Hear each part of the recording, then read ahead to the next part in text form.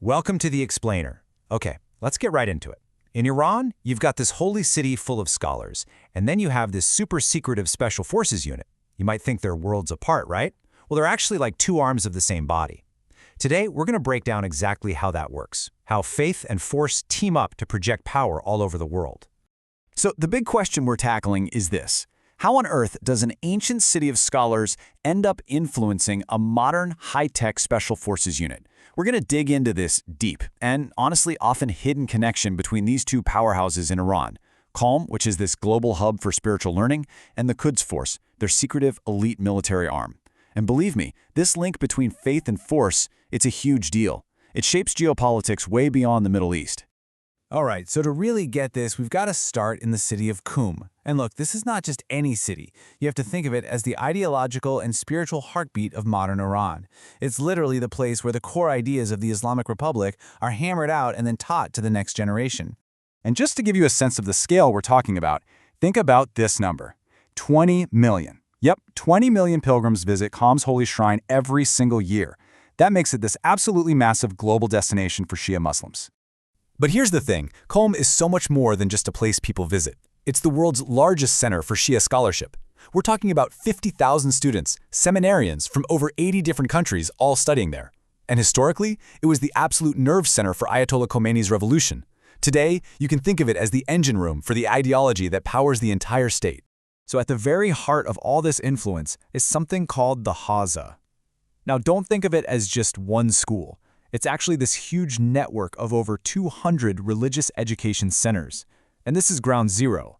This is where the minds of future leaders, scholars, and clerics are molded, creating an entire generation that's just steeped in the state's revolutionary ideology. Okay, so what does all this add up to? Well, this incredible concentration of religious authority gives Qom what a lot of experts call soft power. That's the ability to influence people all over the world through ideas, beliefs, and education. Without ever firing a shot. But that's only half of the story. Now, let's switch gears. We've talked about the spiritual heart. It's time to talk about the state's military fest, the Quds Force. So, the Quds Force, it was officially set up back in 1988.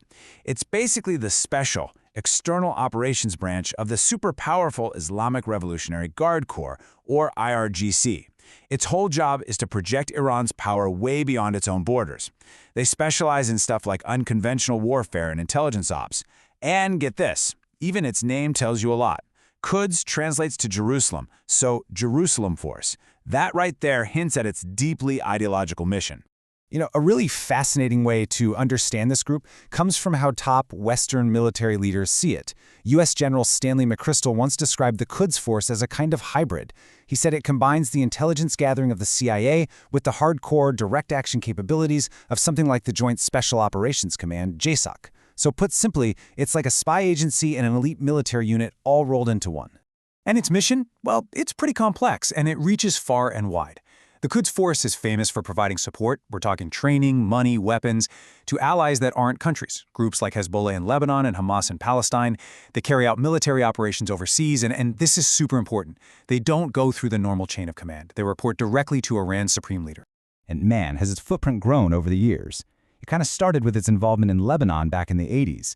Then, in the 90s, it expanded into Afghanistan and even the Balkans.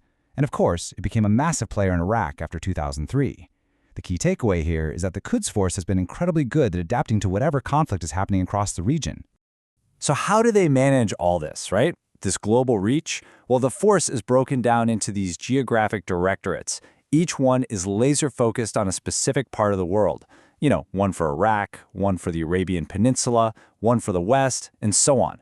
This setup lets them run a whole bunch of really complex operations all at the same time. Now, you're probably wondering how big this force is. The exact number is classified, of course, but a 2020 estimate put its core members at around 5,000. So think about that. It's a relatively small, super elite force. This isn't about mass deployment. It's all about achieving maximum impact with a small number of highly skilled people. Okay, so let's put the pieces together. We've got the spiritual heart, Qom, and we've got the military fist, the Quds Force. The big question is, how do they really work together? And this is where it all clicks. The ideology that comes out of Qom seminaries, that's what provides the mission for the Quds Force. A perfect example is one of their biggest goals, the mission of liberating Muslim land, and especially Jerusalem, or Al-Quds. That's not a military objective in a vacuum. It's a deeply spiritual one, born directly from the ideas taught in Qom. So you see, they're not just two separate things operating on their own. They're literally two arms of a single body. Qom is the heart, pumping the ideological blood, if you will. It defines the entire mission, the worldview, the why behind everything. And the Quds Force, that's the fist. It's the instrument that goes out and actually does it. It's the tactical and strategic how.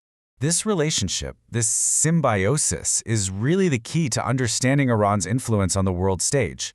It's this incredibly powerful combination of soft power, the faith and scholarship from Qom, and hard power from the elite operators of the Quds Force. It's simple, really. One provides the doctrine, the other executes the strategy. And this unique blend of ideology and military action is one of the absolute defining features of modern Iran. It's a powerful force in global affairs, for sure. This connection is constantly shaping geopolitics, which leaves us with a really crucial question for the future. As global dynamics keep shifting, how will this link between Iran's spiritual heart and its global fist evolve?